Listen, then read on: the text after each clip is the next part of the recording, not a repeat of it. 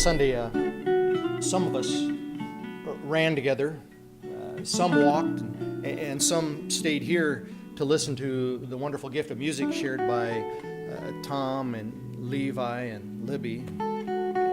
Thank you for the gifts of music, and thanks, Stephen, for coordinating the run and providing the food, and thanks to your brother-in-law Sam for smoking the ribs and the chicken. It was all wonderful. What a great expression, I think, of the diversity of gifts that we can share here. And the understanding that the Holy One is infused in everything and in everyone. I'm convinced that if we truly grasp the reality of God in everyone and everything, then how we live our lives becomes an expression of praise. Every moment can be an expression of the divine.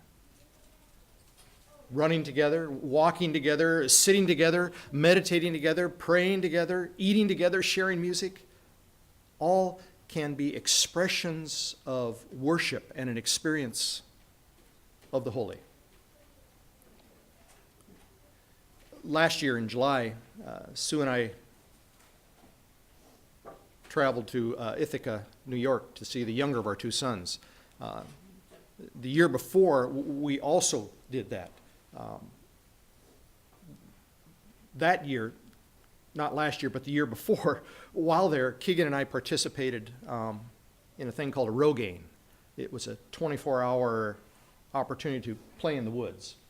Basically, we were given a map that has locations marked on it. And we used the map and a compass to find a clipboard hanging from a tree in the middle of this huge forest, thousands of acres of forest. We then signed the clipboard to say we'd been there. Running, walking, pushing through the underbrush, walking in creeks with a water bag on our backs, nibbling on food bars and meat sticks. We traversed the woods for about 14 of those 24 hours. It was great fun and a wonderful opportunity to just be with my son. And at times, it was a mystical, spiritual experience. In the deepest parts of the woods, we encountered the most amazing mushrooms of fluorescent orange, green, violet, and red hues. The variety of shapes and sizes and brilliant colors were, for me, the surreal realities of a holy presence emerging from the decaying humus of the forest floor, as were the fluorescent green geckos that we encountered that had obviously ingested the mushrooms. Had we not been open to the possibilities of a spiritual encounter while traipsing in the forest,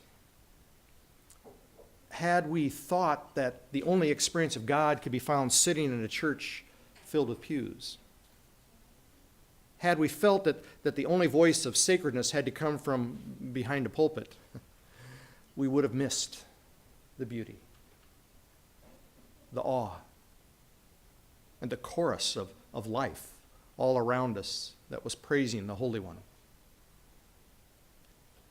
The ancient Celtic Christians understood well the experience of God as emergent in absolutely everything and everyone, and the interrelatedness of all creation. Seeking the thin places where the veil between the chimera of this life and the certainty of the sacred is pierced.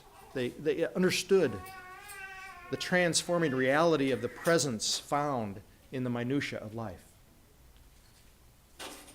Especially transforming is when one can grasp that God wants to be revealed in and through each of us. The experience of God can quench the craving of your soul to be loved and accepted as you allow it to emerge from the humus of living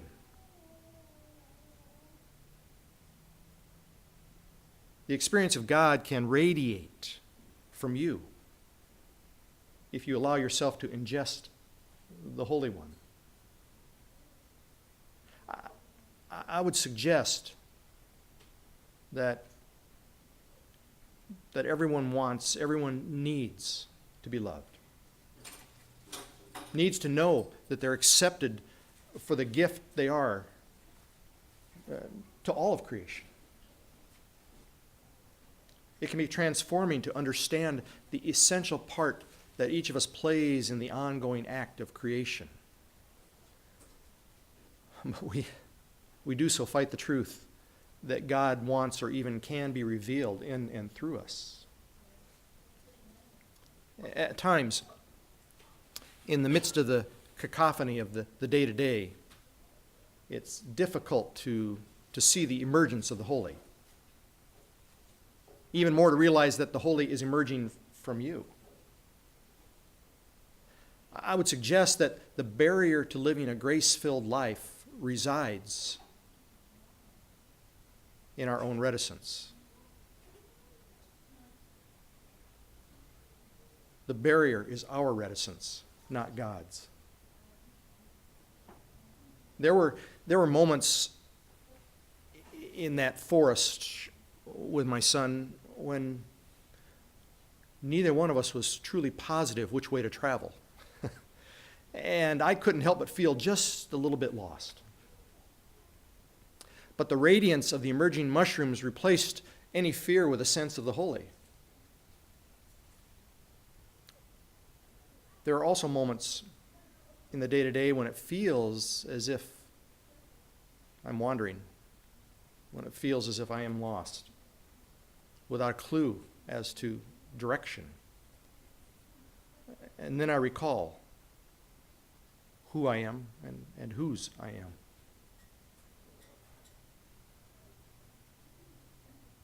At times, in the midst of the cacophony of life, of the day-to-day, it's difficult to see the emergence of the holy. Even more, it's difficult at times to realize that the holy is emerging from you.